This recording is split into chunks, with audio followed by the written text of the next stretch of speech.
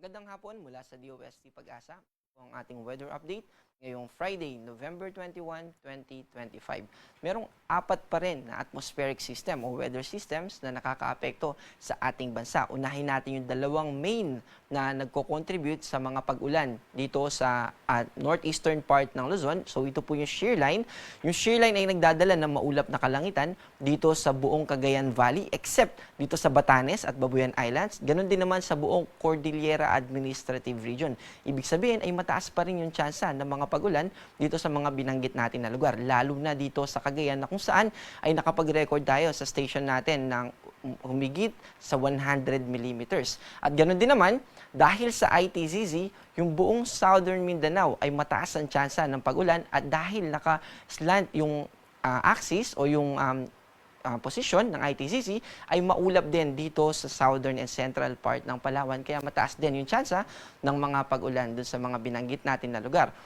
Yung dalawa na minor, yung contribution niya sa mga pag-ulan, unahin natin yung hanging amihan na nagdadala ng malamig na hangin dito sa Batanes at ganoon din sa Ilocos Region.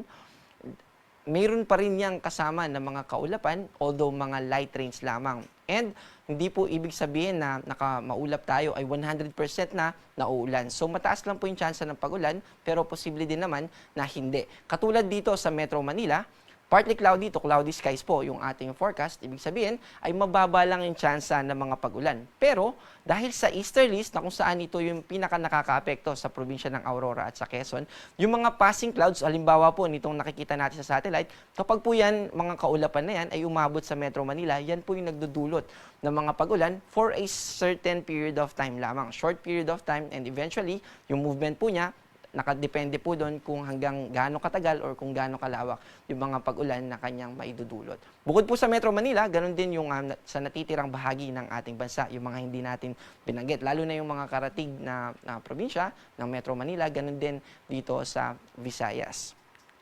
Dahil po sa binanggit natin na shear line, tulad po ng binanggit din natin na mahigit 100 millimeters yung na-record natin nung kaninang umaga, nakataas pa rin sa 100 to 200 millimeters yung forecast natin dito sa Cagayan. Ang ibig sabihin ng amount na ito ay posible yung multiple floodings o yung kalat-kalat na mga pagbaha sa probinsya ng Cagayan.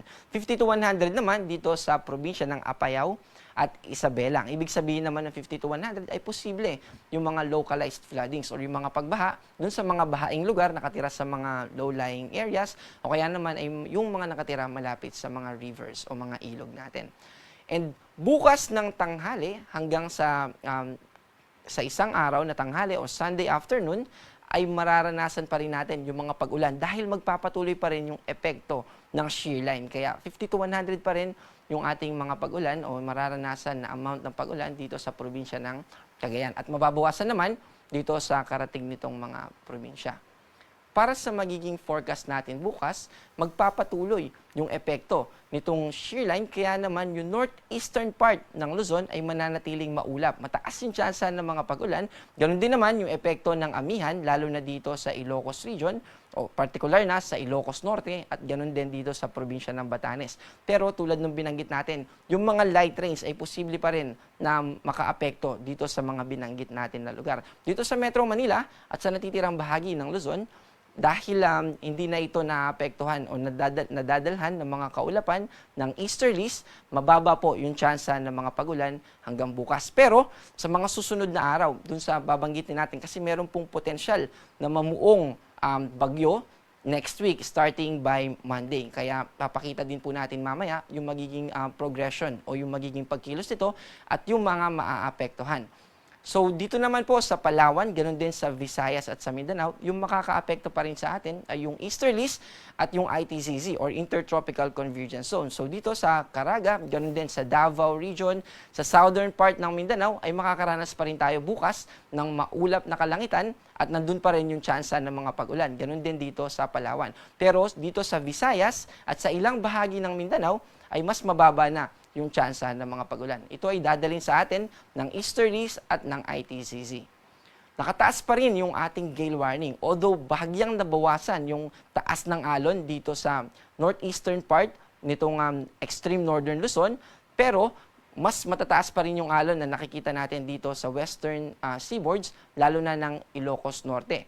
At sa mga susunod na araw ay mas mababawasan pa ito, pero nakikita rin natin na by Sunday, Monday, and Tuesday, muli ay magkakaroon tayo ng surge o paglakas ng hanging amihan na kung saan ay tutulong ito para tumaas ulit yung mga alon natin. Sa kasalukuyan, ang pinakamataas na alon kapag pumalawot po tayo dito sa mga seaboards na nakakulay pula, ang pinakamataas natin na alon na pwedeng ma-encounter ay hanggang 4.5 meters. Mataas po ito. Kaya inaabisuhan pa rin natin yung ating mga kababayan, lalo na yung mga kababayan nating mangingisda o mga seafarers. Ito po yung binabanggit natin kanina. Ito yung tropical cyclone threat potential. Ito po yung product ng Pag-asa na kung saan tinitingnan natin kung may potential ba, may posibilidad ba na magkaroon ng bagyo sa susunod na 2 linggo.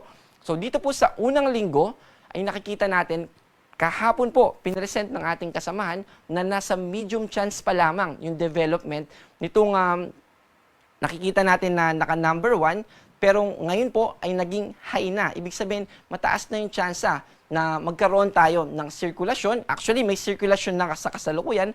And then, mas mataas na yung tsansa na maging low pressure area ito. At ang pinakamaaga na posible ito na makaapekto, lalo na dito sa northeastern part ng Mindanao o kaya naman ay sa eastern Visayas, ay by Sunday afternoon. And then, pinakamararamdaman natin ito starting Monday hanggang sa mga susunod na araw. And tulad nung binanggit po natin, dahil mataas na yung tsansa na mag-develop ito, ngayon pa lamang po ay gusto na natin i-inform yung ating mga kababayan na mag-ingat po, lalo na starting by Monday, dahil magdadala rin po ito ng mga pag-ulan at ganoon din naman ng mga kaulapan. Sa susunod na linggo, from November 28 hanggang December 4, ay meron na naman po itong kasunod, pero nananatili pa rin naman po na mababa yung tsansa. At dito rin po namin gustong ipaalala na mahalaga po na makinig pa rin tayo sa mga ilalabas ng Pag-asa, lalo na patungkol dito sa development ng binanggit natin na posibleng maging bagyo. At kapag naging bagyo po ito sa loob ng Philippine Area of Responsibility, ay papangalanan natin o tatawagin natin itong verbena. Para po sa mga sa inaasahan nating panahon, sa mga susunod na 3 araw, makikisuyo po, ipaki-next slide po. Ito po yung para sa Luzon, particular na sa Metro Manila, Baguio City and Legazpi.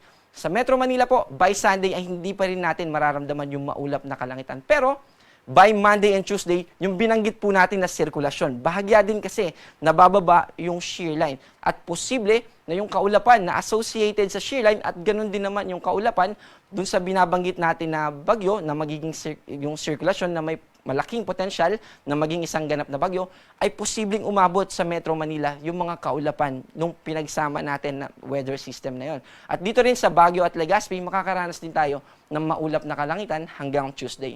Next slide po. At para naman dito sa Visayas, at ganun din sa Mindanao, simula Sunday hanggang Tuesday ay mararanasan po natin yung epekto ng sirkulasyon na papalapit pa lamang sa ating kalupaan. Next slide po ulit.